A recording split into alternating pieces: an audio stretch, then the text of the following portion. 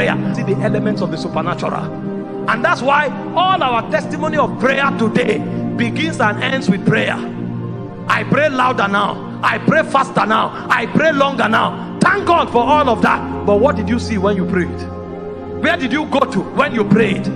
What was the transformation and transfiguration that happened when you prayed? Because we didn't know that life begins when you come out of flesh. And so we are doing a lot of activities in the flesh, and because these activities sound spiritual, look spiritual, and men clap and hype it, we think we have achieved so much. No, it's deeper than that. In the spirit realm, if you have not left the flesh, you have not known the rock.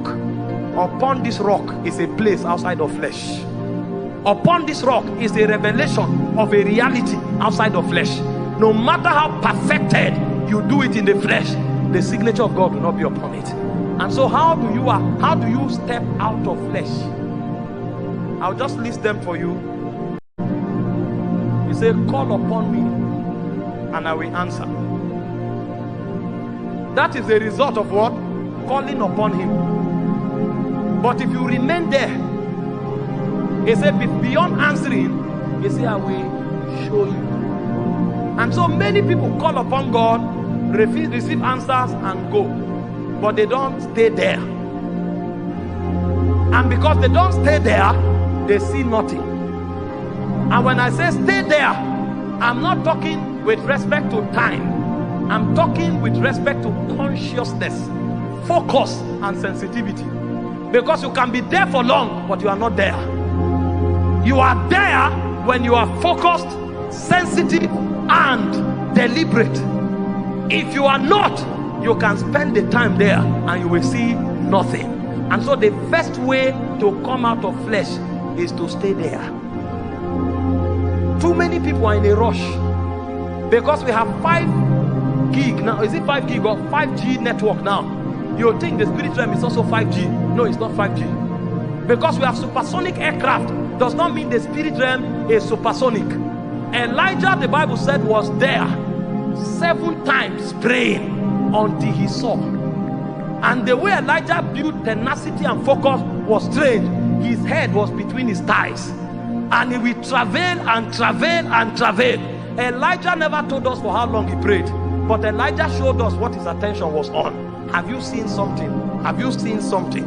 He was searching, he was surfing the realm. So a man who stays there is a man who is sensitive, is a man who is discerning, and is a man who is focused. That's the only man who can come out of flesh.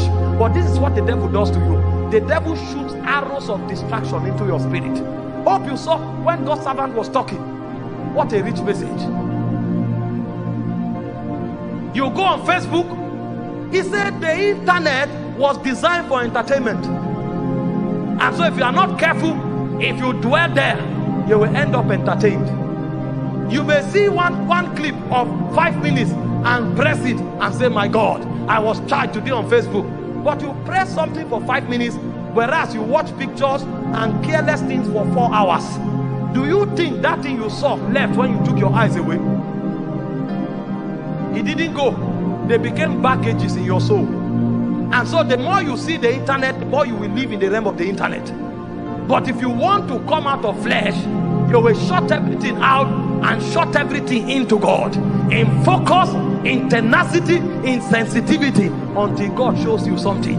And if you continue like that for a while, something will happen. The cord of your soul will be loosed and your spirit will come out in order to have fellowship with God. Your spirit, God decided to secure your spirit as your innermost being.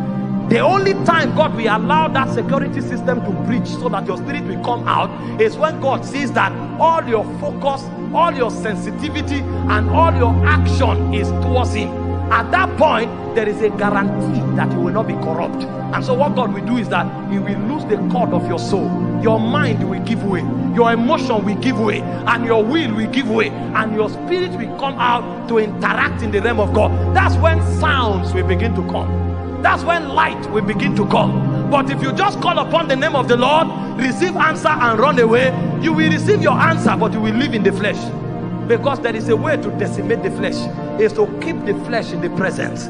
If you keep the flesh there for a long time, the spirit will have no choice but to come out. And when your spirit come out, the realities of the realm are open to you. That's when you can begin to write the story of your destiny. Everything you write outside that is a joke, because Moses was there.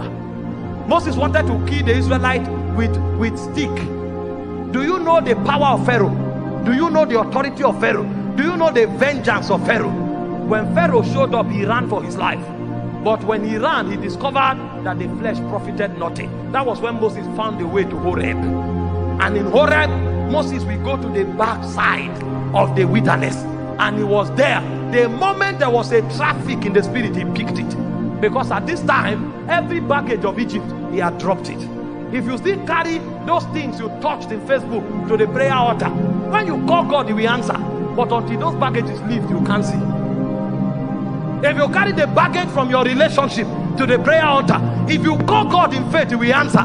But until those baggages leave, your spirit can't transit. And so after God answers you, the journey of waiting continues. And waiting is not time bound, it's focus bound, it's sensitivity bound, it's discernment bound. And if you stay there for a while, when you start seeing, your spirit will be educated of the portal that lead to the spirit realm. So the first way to traffic out of flesh is to wait.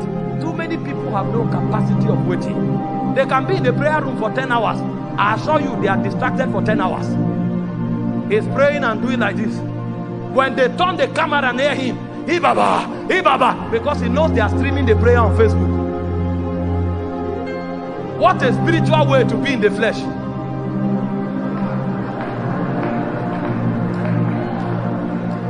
He's praying like a stranded man. But the moment they bring camera, that's a man of flesh. Ask him what is God saying, he doesn't know. Ask him where he's going to, he doesn't know. And he brags in prayer. You are a Pharisee. You want to come out? You must build sensitivity. Find your perfect stay on the Booking.com app. A hotel in the city or a beachfront stay with a view? Choose from 28 million properties worldwide. Download the free Booking.com app today.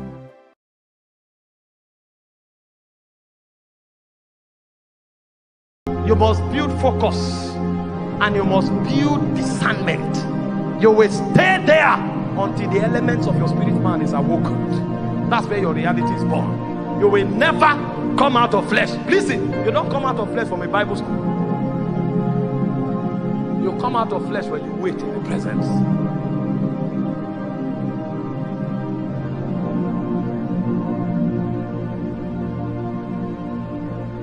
Maybe I'll just stop here because of that.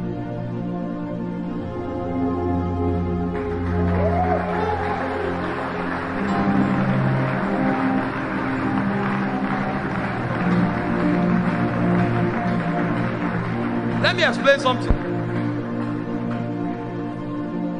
The Bible said you were dangerously, terribly, scaringly, and wonderfully made. You know what it means? When you were made, nobody was there.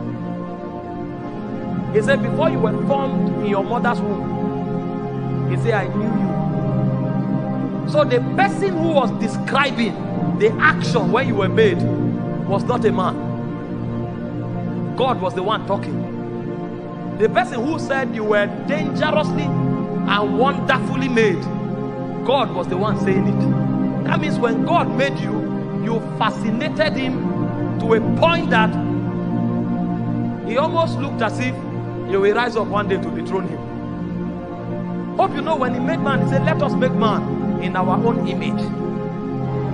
That means you'll be wrong 1,000 times if you say a man resembles anything apart from God.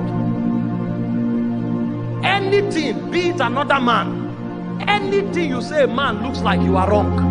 The only thing the ideal man looks like is God in his